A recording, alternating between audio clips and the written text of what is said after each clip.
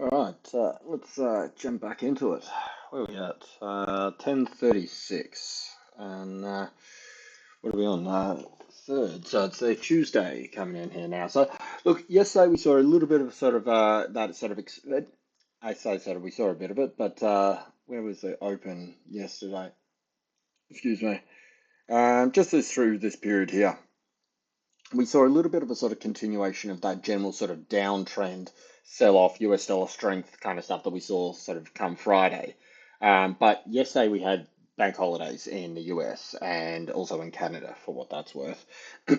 But of course, when you've got those sort of things happening, it's a segment of the market that's not there. You see some volume, sort of, as I said, over the weekend, it could have been gone either way. We could have got a completely hard trending position move the whole way through, or we could sort of see things just sort of like really just stuff around. And I think it went for the latter there and really just sort of tended to stuff around a little bit.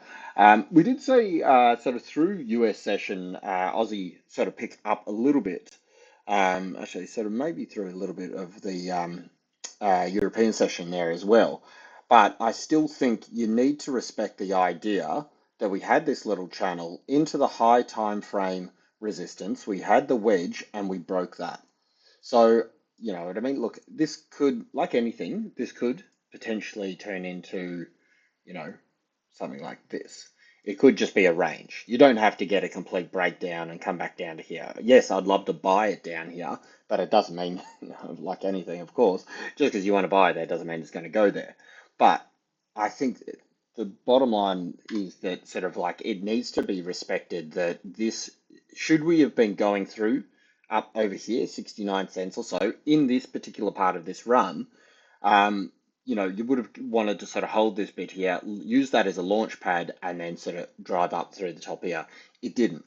And the market sort of, obviously sold it off, bang, came down here. So I think that needs to be respected. And I think it means that sort of at least at a minimum, you're going to be going sideways for a bit. If not, we start to see a little bit of a short-term trending, sort of back down here, as I said, more for this kind of sort of shape of it all. Up, back, as to whether this comes here, here, here, whatever. The idea is I think we need to see this leg really come into effect and then find a new base, use that to launch pad off, and then go up above it there. So we got GDP out tomorrow for Aussie, and the last couple of prints have been pretty rubbish, and this one's also expected to be pretty rubbish. So if you sort of play that out with GDP, well, it means that the economy needs to stimulate. Whether this actually means that they're going to, I mean, I'll start that again, and I'll say it doesn't mean they're going to be cutting rates off the bat of this. But that's not what we're looking for here, and that's not what drives us with our short-term trades. What drives us with our short-term trades is the fact that if this is more dovish, i.e., sort of, weak economic data, so weak GDP in this instance, well, that makes people sort of speculate that, well, that's more in the camp of, well, the Reserve Bank need to do something about that. They need to stimulate. And they stimulate firstly by cutting rates. It doesn't mean that they are cutting rates right now, of course, but it means that it's in that camp, opposed to really strong economic data. Okay, the rates, higher rates aren't really hurting people so much, so that's another tick in the box for we can keep rates higher for longer, or potentially we'd have to sort of even increase rates to cool the economy. And this is the whole point. You're not trying to sort of pick sort of you know what I mean, the timing of the cuts necessarily, but each bit of data is like a little piece of the puzzle that you sort of plug in between these events, in between these sort of rate decisions. And if it comes in dovish, the market's going to react like that. Whether it's sort of like for, an hour, 4 hours, a day, a week, depends what bit of data it is, depends how, how strong, weak, whatever it was, as to sort of like what the sort of response is going to be, and for the sort of duration of the move, of the correction, of the volume that sort of pushes it in that. And of course, it's not just okay, GDP weak, so yes, Aussie selling off. That's it. Obviously, there's other factors, mainly sort of being sort of US dollar strength, which is, I've a long time sort of said that's the main sort of driver. Well, we can have weak data, strong data, whatever, supporting a particular move in one direction or another. But if you see sort of the opposite happening with US dollar, well DXY in most instances, well that's going to be what sort of determines how far we actually go. So at the moment, that's the broader picture of it all. I think there's reason to be looking to keep in the short term, be looking for sells to get back to an area where we can hit the buys. Because I don't think buying it while we're up around 68 cents, while we've broken this channel, while we've broken this wedge, while we've got sort of a potential sort of weak lot of economic data coming out, I don't think that's great risk reward. You've got too many things that are saying, hey, look, let's take profit here. And as people take profit, they're going to drive it back down. So yeah, I'm not looking for buys at this level. I'd like a little bit of a pullback, a little bit of an area where we could sort of go, okay, you know what, this is a fair, decent area to see a potential run. Because remember as well, if you can get longs, if you can get longs at say 67 cents, even better if you can get them sort of, 66, 70 or so.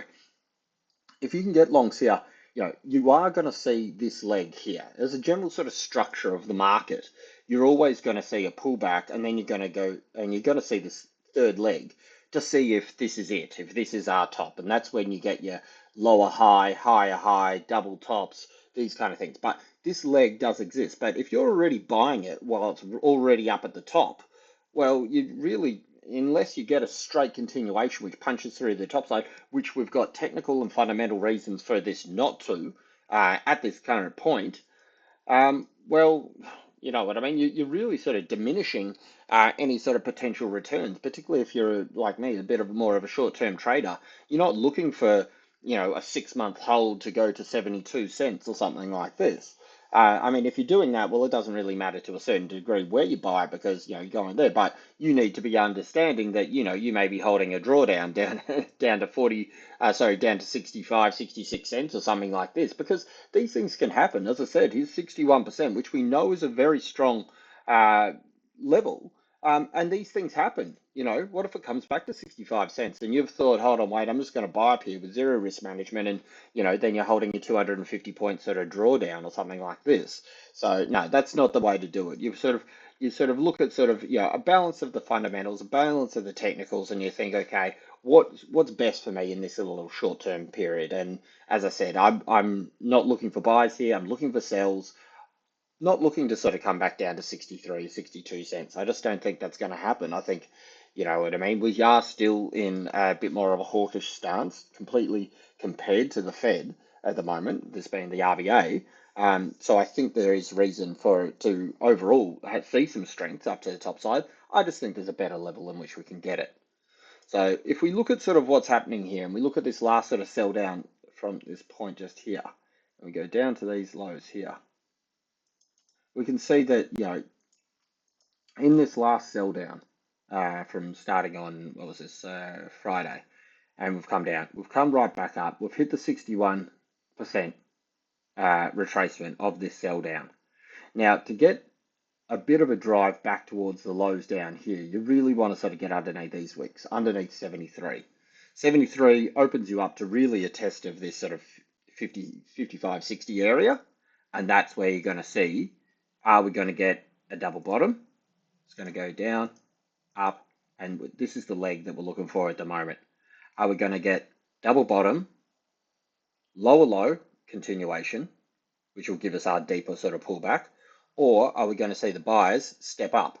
And are the buyers going to go, you know what, we bought it at 67.50 last time, now we're going to buy it at 67.70 this time. You know what I mean? The thing is, you're going to see this middle leg here, and this is what we're trying to capture at the moment. I think that's probably what we're looking at. I think we're probably setting up for a lower low here. I think DXY, US dollar, has another bit of a jam up to come. I think, metals are going to see a bit more of a continued cooling. We've got the GDP expected to come out a little bit weak. Whether that actually happens or not, you're going to see the market price for this kind of thing. And this is, again, you're not looking to sort of call the number, but you're trading what the market is thinking. And if the market thinks it's going to be a weak number, well, you're going to see people take positions based off that idea.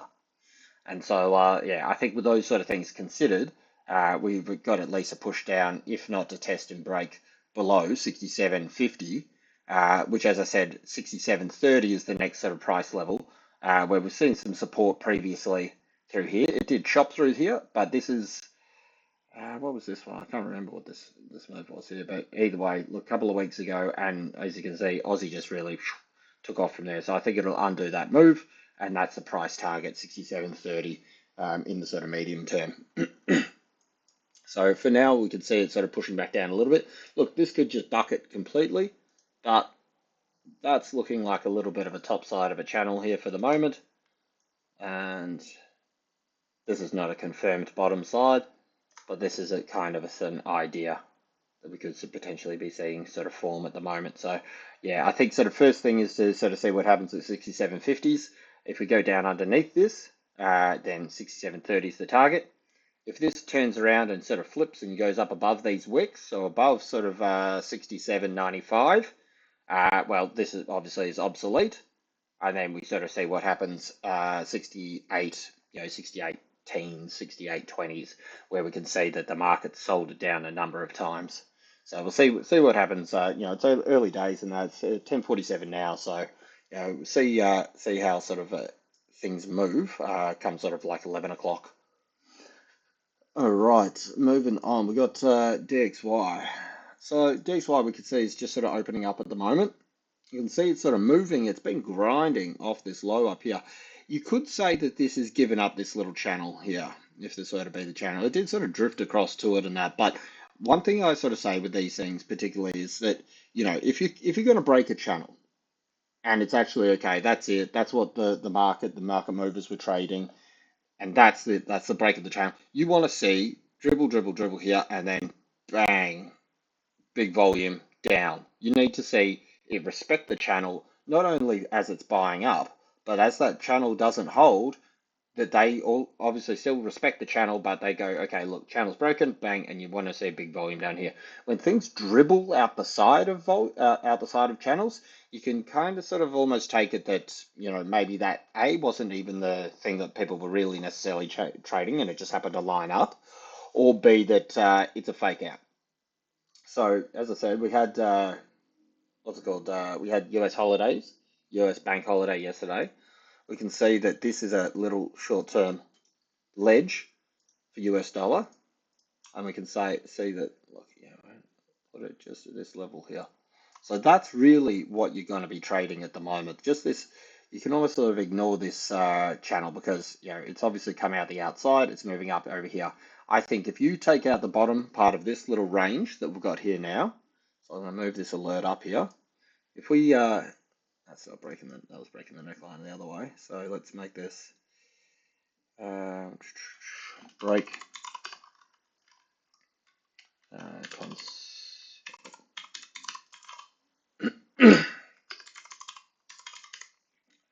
breaking the sort of consolidation downside. If you break the downside here, for me, that's kind of like, okay, we broke it, back test, and here we go, lower low, and we're coming down underneath this lot here.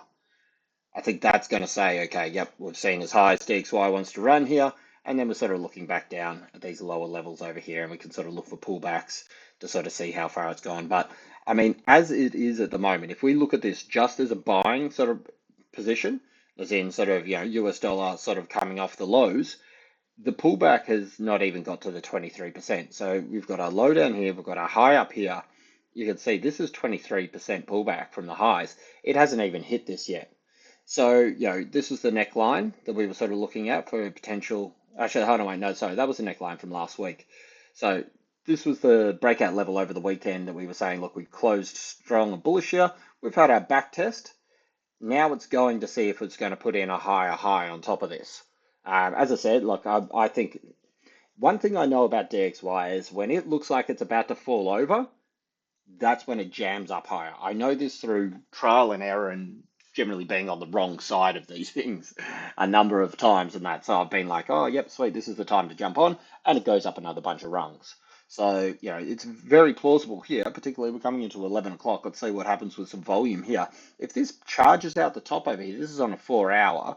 So, not till 1 o'clock does this one sort of finish. So, still got a little time on this. But if this charges out the top side here, well, up into this first price target is where we're looking. we're looking for 102 tests then, really. But let's see what happens because this is consolidating. You can see 1, 2, 3, 4, 5 times it's tried to get above here, maybe 6 times, including this candle over here, and it's been smacked down every single time. So let's see what they do sort of in the next sort of, really half hour or so. Because I think that it's going to sort of jam up through the top here. It's had the RSI cool off a little bit, hasn't got back to the 50 yet. It looks like it's curling and wants to spin and sort of go up through there. So it could be backtest area of the underside of this channel. If it does and comes down through the lows here, okay, well, we know that's a backtest. Otherwise, this is a little bit of a fake out, and we go up here and we look for our first price target, 102. All right, so moving on, we got gold. Gold is, as you can see, it broke the channel on the weekend, and this is what I was saying. It's sort of like, so there's a thing with channel breaks where you get the back test, and this is the same thing that I was talking about with gold just 2 seconds ago. Look at where it's come back up, and this is what I'm saying. That sort of like if it's respecting this line, you want to see it as it comes through, drop down hard. You want to see it come back up. The break level is exactly the same level where we saw it get smacked down from.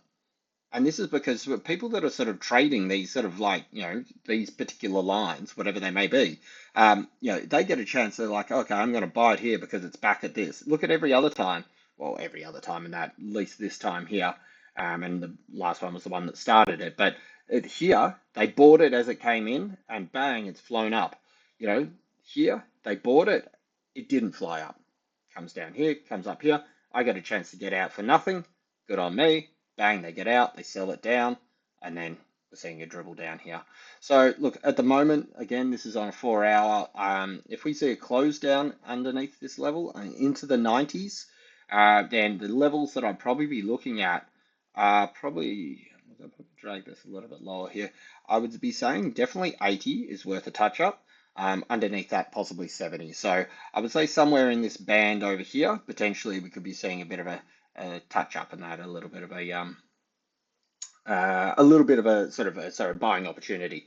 So I think downside, very much it looks like it could be coming into effect here, and it goes in line with DXY. If DXY punches through that level that we just put out a second ago, well, that's going to give you the flows that you need most likely for gold to come down a little bit lower as DXY comes into its price target.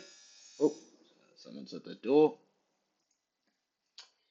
So as I said, sort of like, if we see that sort of push up into that sort of 102 resistance area with DXY, that could also line up with people taking profit on DXY because we know that's a target. That the flows would come back out of DXY and then back into gold. So that, to me, if we do get a break on DXY through that little consolidation area, I think could be see the flows come out of metals, go into DXY, hit the price target on DXY, see the flows come back into metals. See how it works? It's just sort of, it's basically like the idea with this is the money is somewhere. You know what I mean? It just doesn't evaporate or disappear. It's just that sort of like, it's not always a 1-to-1 ratio of these things. And this is why you need to look at a couple of different charts, and I use the term sort of cross-chart confluence, to sort of like pick out where are the flows going, where's the money like coming from, and where's it going to, and that's what creates the opportunity for us. So at the moment we're seeing DXY push a little bit higher. We're seeing gold. I mean, it's holding it, but I think, as I said, look, it is oversold. This is on the 4 hour. What are we looking on 1 hour? Looks like it's dribbling down over here. So, but it's not yet oversold here. So look, we'll have to wait and see. 11 o'clock generally is the volumes hour for metals. So through Asia anyway. So let's see. It's either just going to come crunching down here, or we're going to see a strong reversal back up to 2507. If it does that, then we can pretty much call something like this. We can sort of redraw this area and call it like a little breakout area. Get back above 2508. Well, that makes this move here obsolete. But for now, this is the play that I'm looking for anyway. All right, moving on. Silver took an absolute beating yesterday. So I actually did catch a couple of sort of just smaller buys through this area here, but I did jump off. I took profit, and it did seem like it worked out pretty well in the sense that it's obviously dribbled back afterwards. Um, I think really we're going to see a little bit of a stuffing around with silver. As I said, I think gold's probably got some downside. Silver took the brunt of it yesterday. Um, I'll flip onto the gold silver ratio in a second, but silver really got hammered yesterday. So the gold, down a little bit, but it wasn't really too bad, all things sort of considered. Um, but I think sort of like certainly, we could be seeing some supports come in around this area here, around the sort of like, mid 28s, which is a great value because remember, we were over 30, just, what was it, Thursday last week or something? Wednesday, when we saw the sell-off down there as the futures all expired, which is, I guess, good. I mean, futures expire right at the top. Blah, blah, blah. That's something actually I haven't looked at enough at the price action around these kind of things in terms, or specifically in terms of sort of like, futures are expiring at this point. What's the price action immediately after, the next couple of days? Certainly in this, the futures rolled over and expired at this point up here around 30, and we've seen what is it here? We've seen a six. Wow, that's a big sell off. I mean, silver does move, is quite volatile, but still, as I said, they came here, so they sort of expired here, and we've seen 6% sell off. So that'll be interesting, and maybe I'll do some back testing and have a look at how it's happened previously.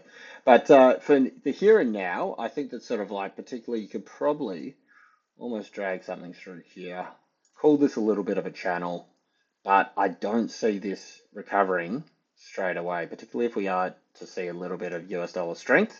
I think we could be sort of stuffing around these levels over here for a little while. So I'm going to be holding fire on sort of building a position much more here. I did take a starter over the weekend or Friday night, which, it was only a small little feeler. So we'll sort of see how this one goes. I do think we are going to be coming back up over these levels over here. But of course, these things don't happen overnight. Well, most of the time don't happen overnight. So yeah, there's no rush to get into these ones. But I think this is a nice little zone. Get back above sort of 29. Okay, it's game on, and it's kind of coming back up. Actually, through this falling resistance would be the sort of area you're looking for. So just having a look now, we've got 11 o'clock just ticking in. So we'll see how this volume sort of plays out. But yeah, I would say certainly no rush to get the longs. I think we've got a bit of time. All right, flip across copper, and copper holding the lower part of this zone through here. So I took some longs down in this area over here, but I'm still thinking that DXY has a potential little push up, and with that push up, I think is going to be putting pressure on a few of these metals in the short term. So I'm going to draw this up here now. Let's make this a bit thicker. And this is going to be a level that I want to see it pass um, before we can sort of say, okay, look, we're coming back up here. Ultimately, I think this range, if we break the bottom side here, as I said, I'm going to be holding fire and sort of be looking for sort of buys more down in this range over here. So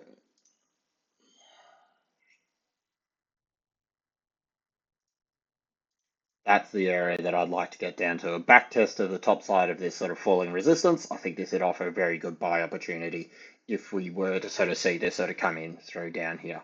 So again, this is back into that little consolidation area that we sort of saw back in sort of like, first half or about midway through sort of August. All right. So again, not really sort of firing, sort of jumping on these ones. I don't think there's a necessity to be jumping on these straight away. I think we've got some more downside to come here. Ultimately looking for longs, yes. I'm not sort of looking to short this, even though there is potentially some sort of opportunity. If we break here, to my little level here, that's 700 points. I mean that's not nothing. Copper, obviously, you don't have massive positions with because it does move. It can move it can trend a couple of thousand points. But the point is that I think ultimately, I think we've got upside coming with copper. I don't want to be stuck holding a short just to get stopped out as the whole move swings back up higher. So we'll see how this goes here.